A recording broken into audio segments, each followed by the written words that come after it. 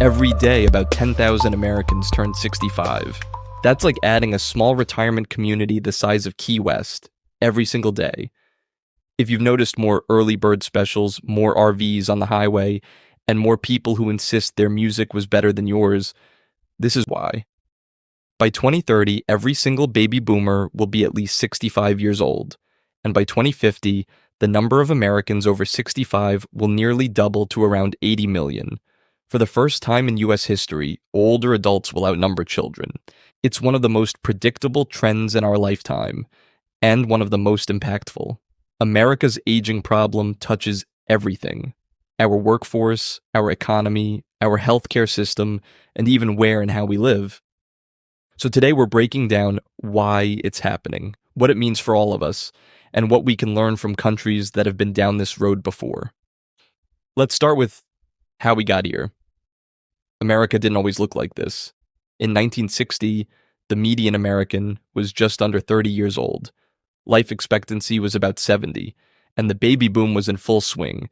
Families averaged almost 4 kids, and playgrounds were packed. Fast forward to today, the median age is about 39, life expectancy is closer to 77, and the average family has fewer than 2 kids. We've shifted from a pyramid-shaped population, lots of young people at the bottom, few at the top, to more of a rectangle. And soon it'll start to look like an upside-down pyramid. 3 big drivers got us here. First, birth rates have been falling since the 1970s, now sitting at around 1.6 children per woman, well below the replacement rate of 2.1. Why?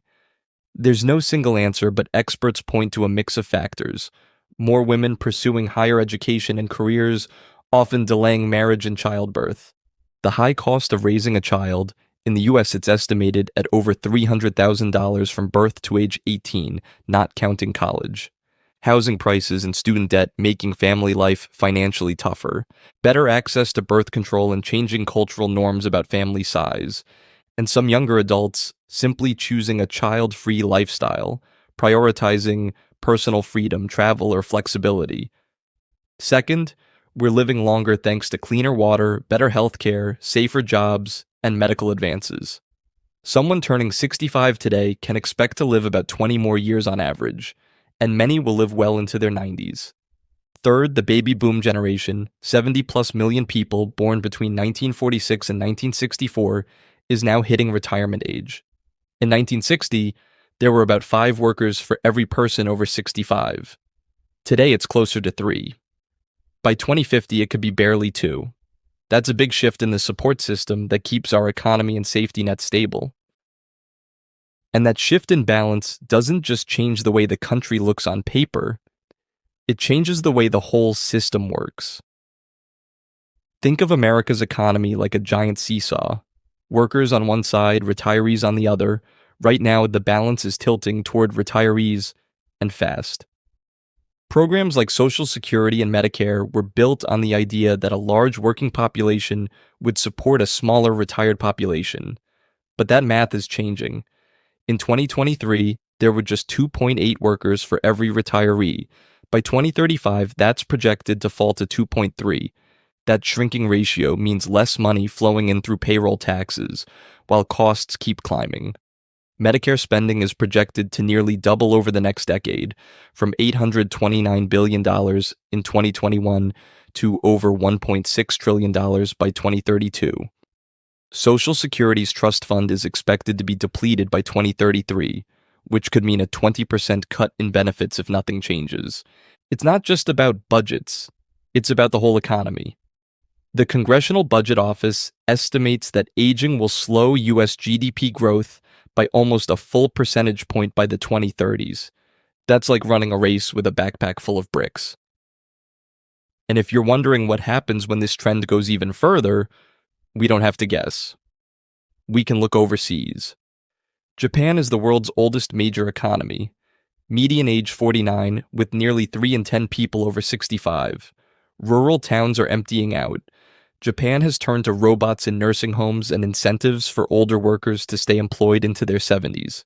Italy, with one of the lowest birth rates in the world, is struggling with vanishing villages and a shrinking workforce. The government has tried baby bonuses, cash for having kids, but so far no baby boom 2.0. Germany has leaned heavily on immigration to fill jobs, bringing in millions of workers over the past 2 decades.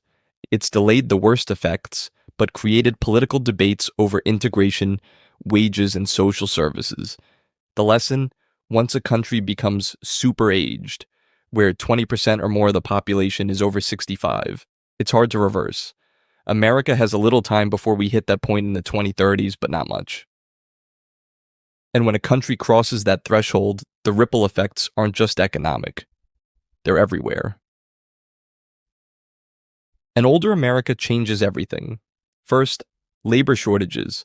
Fewer working-age people to staff hospitals, schools, construction sites, and factories. Nursing homes alone may face a shortage of hundreds of thousands of workers in the next decade. Second, healthcare demand. Chronic conditions like heart disease, diabetes, and dementia become more common with age, driving up both costs and demand for specialized care. Third, housing shifts.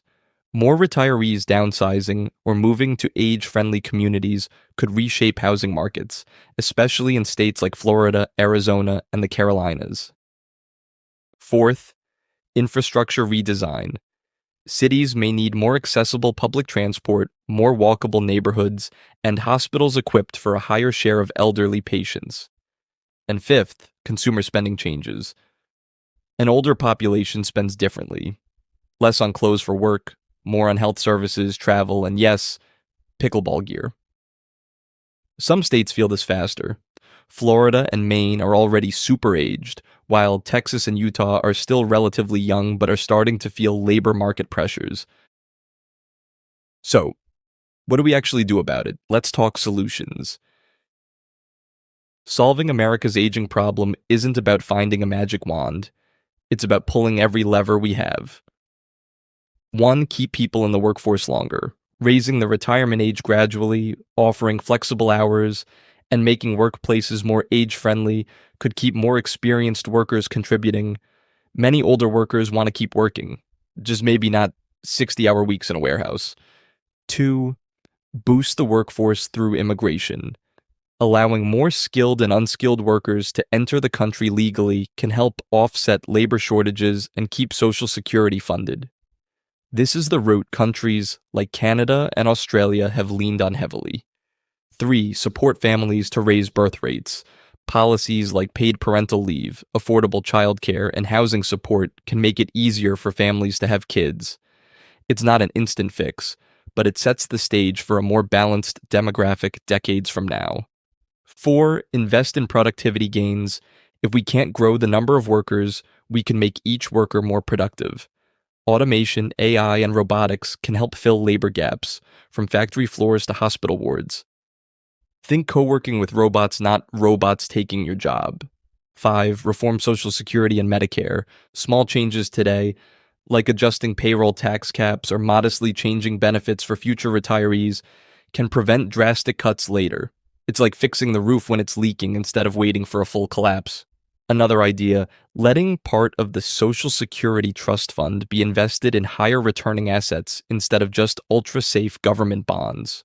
Right now, those funds earn relatively low returns, which makes it harder to keep the system solvent as the population ages.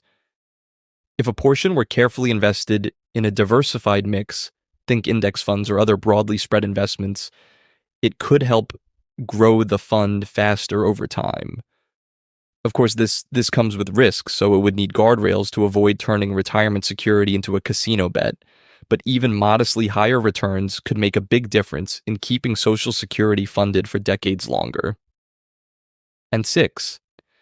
Plan for aging-friendly communities.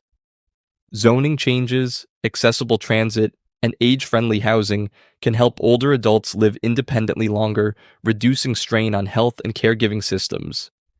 The key is acting before the problem gets as severe as it has in other countries. The longer we wait, the fewer good options we'll have, and the more expensive they'll be. Here's the bottom line. America's aging problem is a side effect of extraordinary success.